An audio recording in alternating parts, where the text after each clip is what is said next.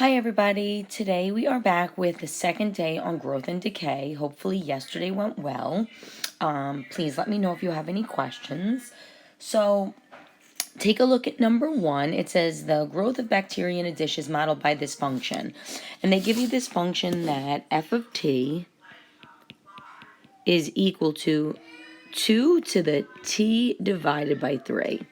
So not the nicest looking equation. And then they give you this piece of information that f of t equals 32. So a lot of kids will want to take 32 and plug it in for t. But that would have said t equals 32. This said f of t equals 32. So wherever you saw f of t, which is here, you could plug in 32. Okay? So now you have a couple of different options to do. You could go algebraic, or you could use your calculator.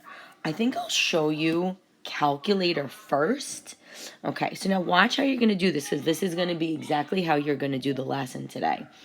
You need to figure out when this function, okay, this function right here, 2 to the t over 3, so we're going to put this into an input. Okay, so watch this. I'm going to pull up GeoGebra, and instead of 2 to the t over 3, I'll do 2 to the x over 3. So I'm going to do 2 raised to the x divided by 3. Okay, and there's my function. And what I'm going to do is use the table of values. I don't know. I guess I could go to... Let's just go to 20, because we really don't know exactly where to go. But we're trying to figure out when this function gets to what number. We want to know when it gets to 32. What's the t value, or here the x value, when it equals 32? Well, if you look down here, when x is 15, t is 32. When x is 15, t is 32. So done. There's your answer. Your answer is, you could say, when t equals 15. Okay. Now, I could prove it to you algebraically. If you're given 32 equals 2 to the t divided by 3. A few days ago, we learned how to solve these exponential equations where we get the same base. And if you remember, one has a base of 32, the other one has a base of 2. They're not the same. So we take the smaller base. Okay, so I am going to keep that smaller base of 2, and I'm going to change the base of 32 and see if I can make it a power of 2.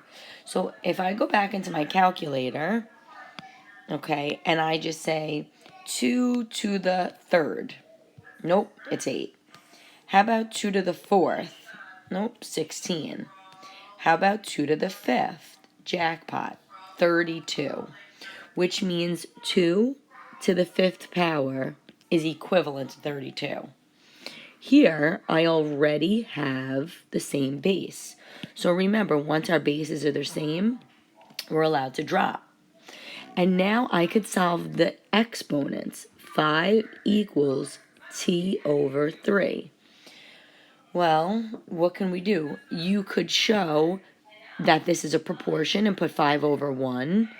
Or you could understand that, well, if we want to get t by itself, t is being divided by 3. So let's multiply both sides by 3. When you do that, those t's divide out, and you get 15 equals t, which is exactly what we got the last time. So just like always, there's going to be more than one way to do things. Okay, so you kind of know two different cases at this point. Case 1 is what we talked about yesterday. Time is given, so they'll say, an investment is growing or decaying at a rate of this. Find your investment after 5 years. So you're plugging in time for the variable in the exponent, okay? So time is given, and you're finding the new amount.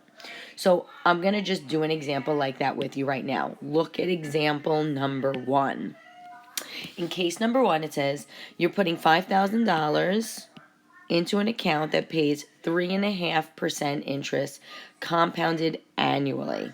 How much money to the nearest cent would be in the account after 6 years, assuming that no money is drawn? So if you're putting money in and it's gaining interest at 3%, the first thing you need to know is that this is growth.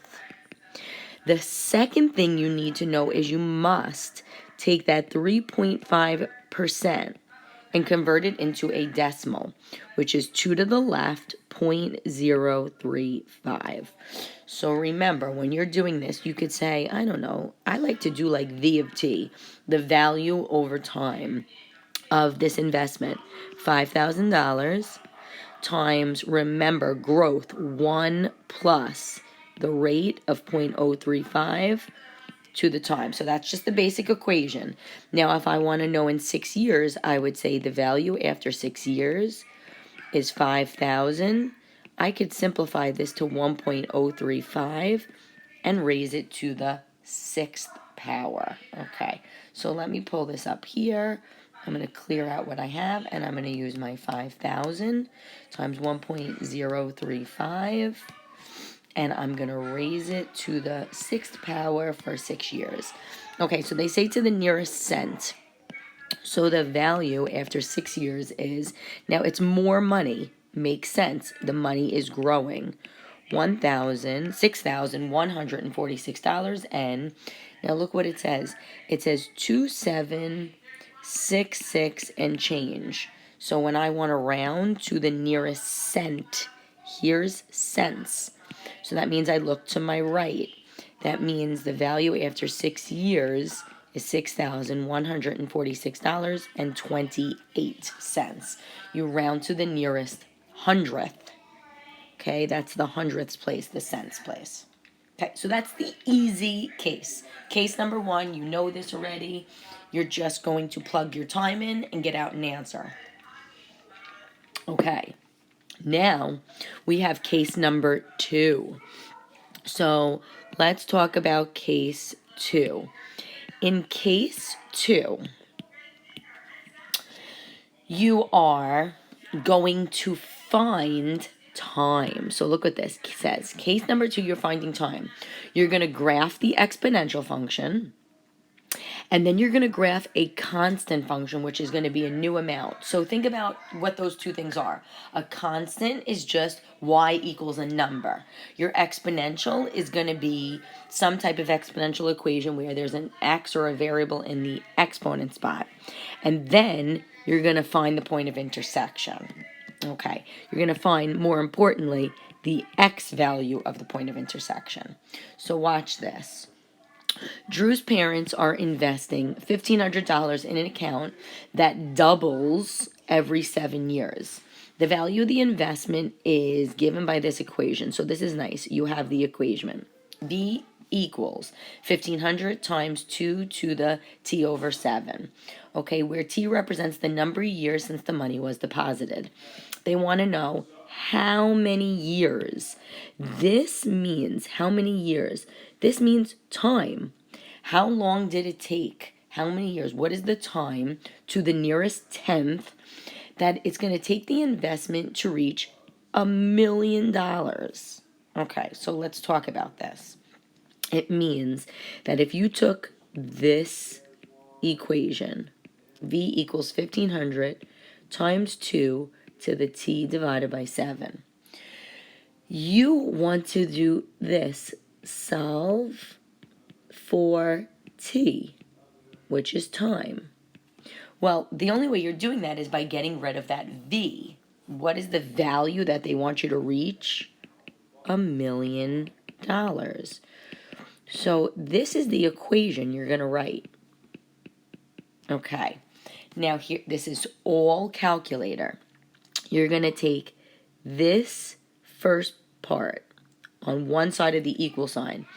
And in the calculator, you are going to write y equals, no comma. I shouldn't put a comma because I don't want you to type in a comma. 1 million. I need one more 0. 0, 0, 0, 0. Good. Now, that's going into input number 1. It's going to be a constant line at 1,000,000. You're going to go all the way up to 1,000,000. You're definitely going to have to use Zoom to fit. Now, in your second input, you're going to type this equation, okay? You're going to type, this is going to be input number 2. Obviously, you're going to use an X. Okay, so watch this. And we're probably going to want, I'm going to want to show this kind of big. So I'm going to see if I could get rid of that and pull up a big thing. Okay, ready? So I'm going to clear this out and watch what I'm going to type. In the first input, y equals 1, 1, 2, 3, 1, 2, 3. Now you're not going to see it because we're going up to 10. You're going to have to go up to 1,000,000. Okay. In the second input, you're going to type your 1,500 times 2, and you're raising it to the x divided by 7 was your other equation, right? Okay, now hit enter. You don't see a thing. So you touch on your little wheel and you click on zoom to fit. Okay, so now look what that did. Now I'm going to scrunch in. There it is. You see your constant. Your constant is always going to be a horizontal line. So let me just make sure I write that in there. This is a constant, which literally is going to look like this.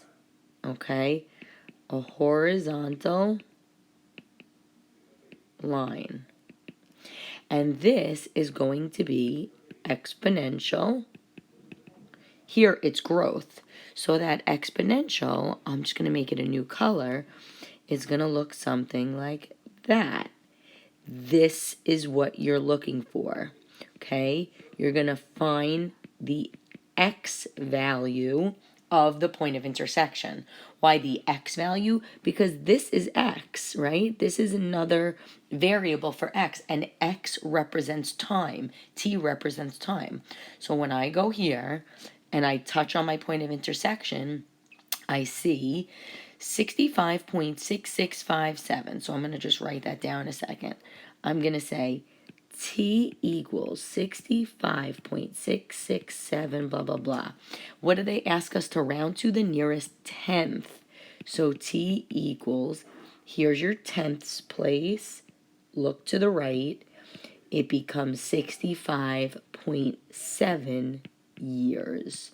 So that investment, that investment is going to hit $1,000,000 in 65.7 years. Okay?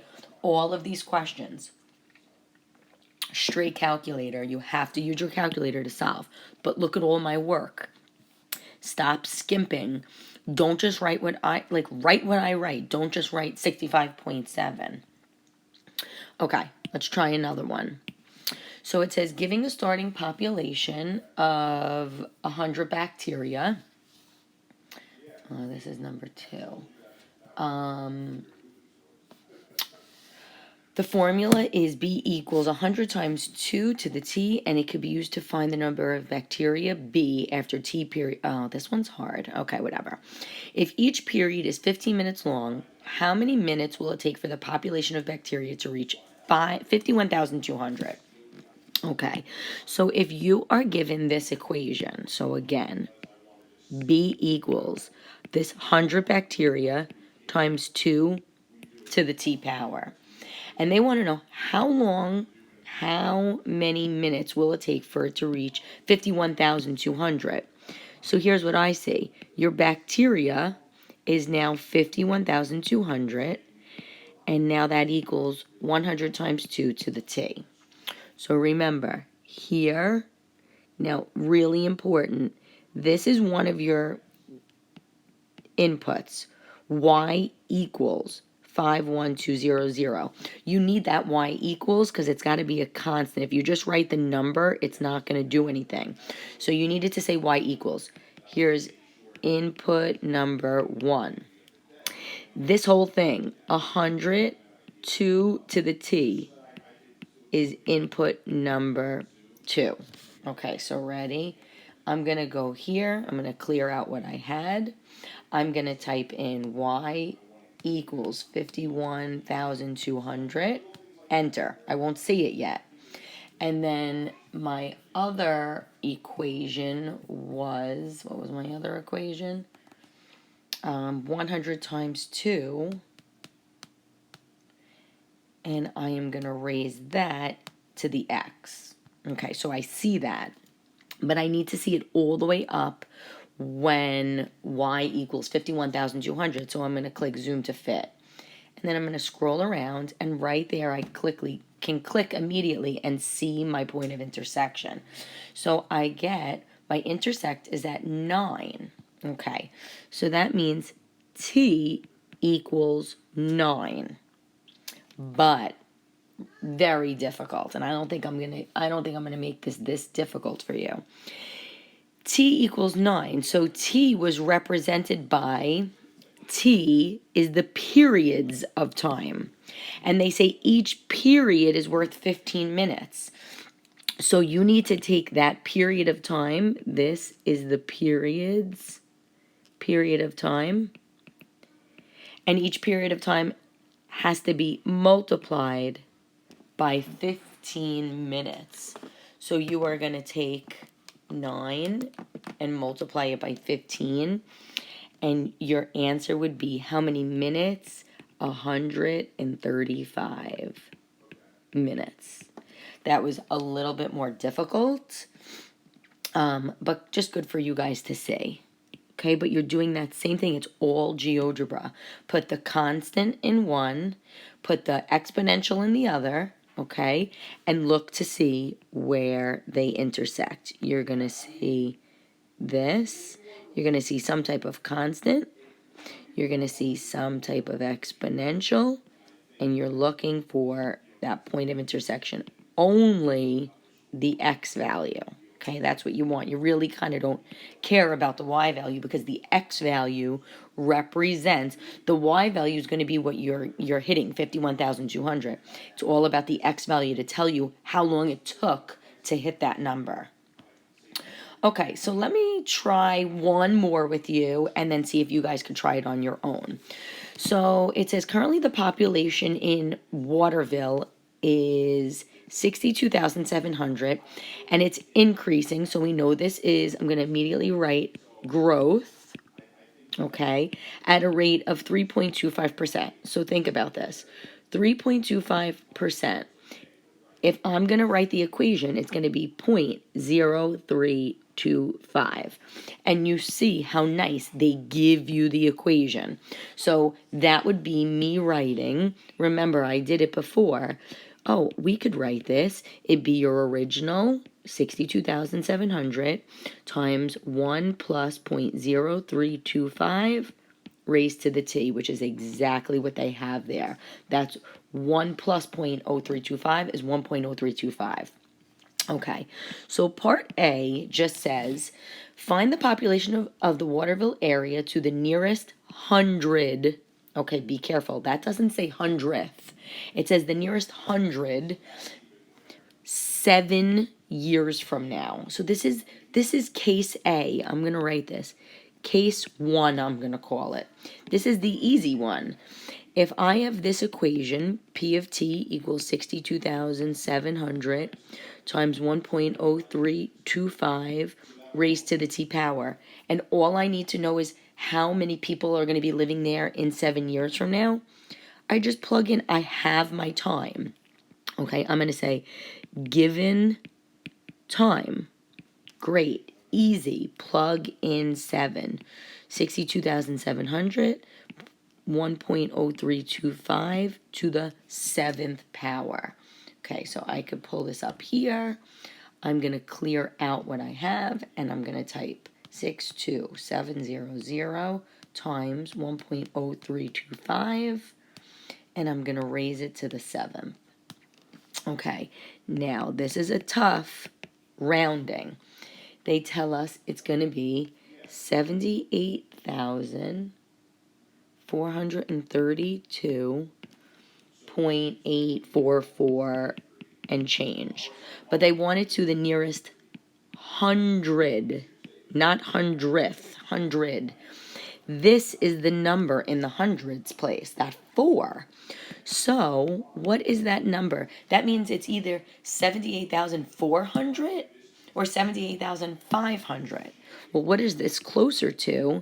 78,400. Technically, if you want, you could say people. Okay, does everybody understand that? You're either going to be at 400 or 500. 432 is less than 450, so you're going to go less, which is 400. Okay, now let's talk about B.